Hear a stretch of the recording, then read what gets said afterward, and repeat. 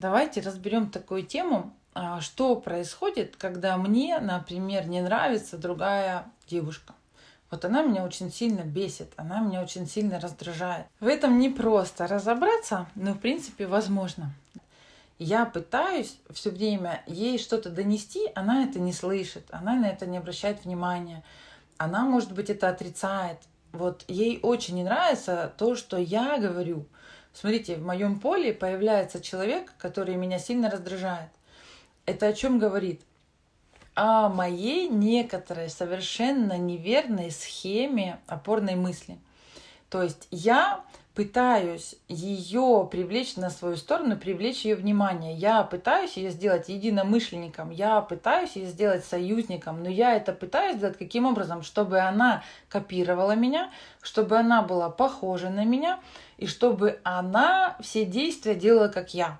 Когда я это пытаюсь сделать и провоцирую как бы человека на эти действия, то я таким образом пытаюсь привлечь к себе внимание. Это ложная мысль, не работающая мысль. Это мысль, которая поломанная еще именно в точке восхищения. Это значит, что я ложно думаю, что если я восхищаюсь другим человеком, то при восхищении этим человеком я буду обязательно его копировать и им становиться.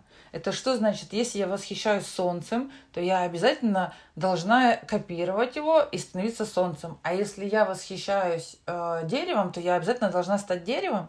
Смотрите, это нелогично, это ложные ассоциации, потому что принцип восхищения построен не на копировании, как я это говорила раньше, а принцип восхищения построен на том, что это разновидность видов. Если ты восхищаешься, значит ты высокочастотен. Высокочастотность обладает такой функцией разновидностью. Разные предметы, вот ручка, вот наушники, это все разные предметы в моем пространстве, только лишь благодаря своей высокочастотности. Потому что их атомы, их частицы находятся совершенно в разных колебаниях, и поэтому эти предметы не сливаются в один, они имеют разные формы.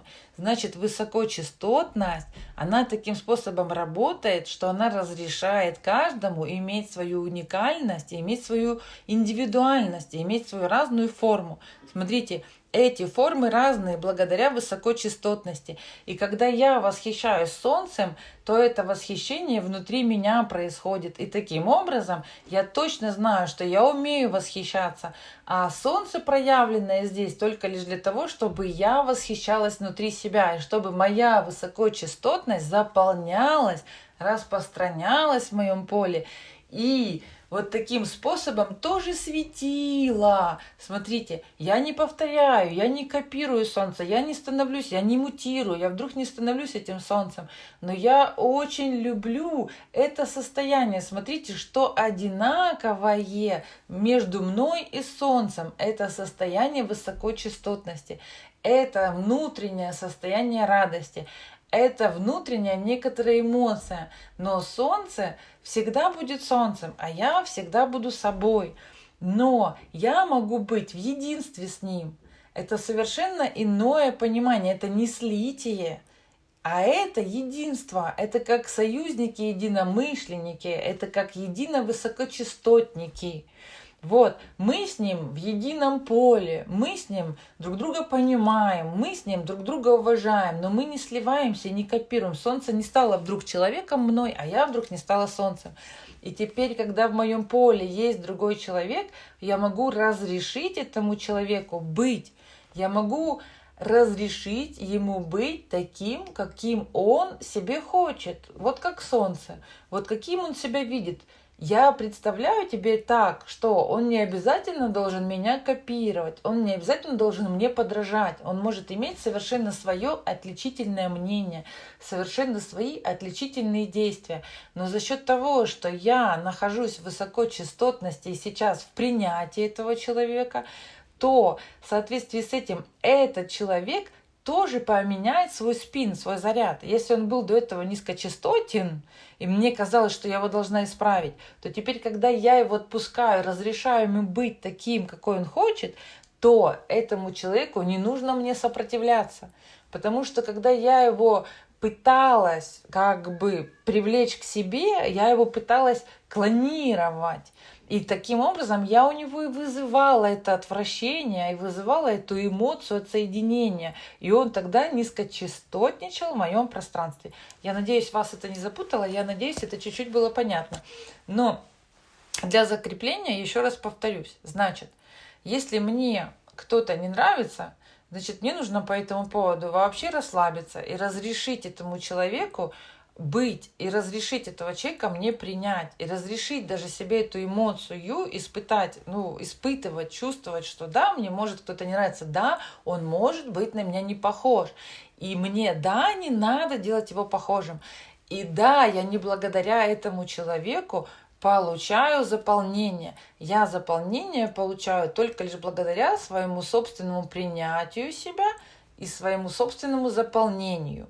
То есть, если этот низкочастотный человек сейчас в моем поле присутствует, то значит, это не он причина моих внутренних состояний, а прежде всего причина была во мне внутри, которая спровоцировала в моем поле появление этого человека. Поэтому мы его, чтобы отпустить, мы его принимаем, мы разрешаем ему быть таким, какой он хочет. Мы не хотим его менять. Значит, он такой должен быть.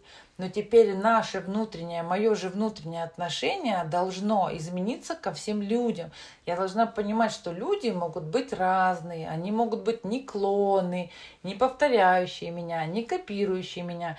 И с нами, и между нами, с нами, что может быть такого общего происходить, между нами общее, что может быть, это высокочастотность, которая нас объединяет.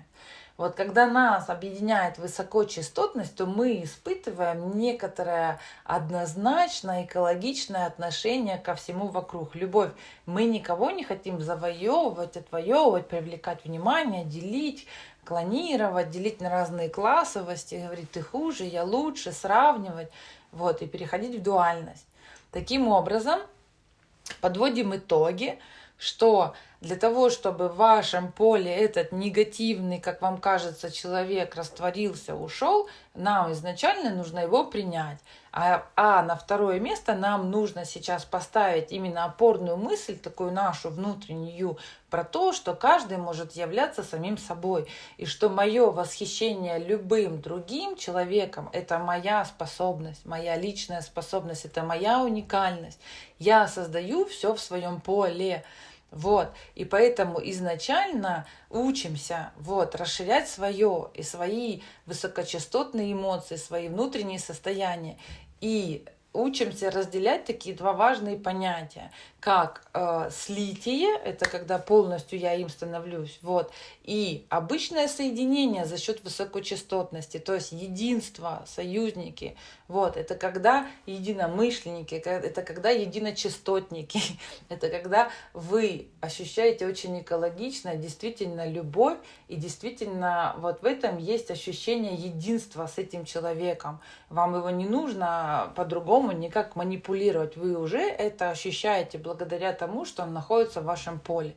Эти все новые знания, которые я даю, дают вам возможность переосознать, пересобрать очень многие отношения. И очень многие отношения и реакции в вашем поле, которые происходят с людьми, которые вас окружают.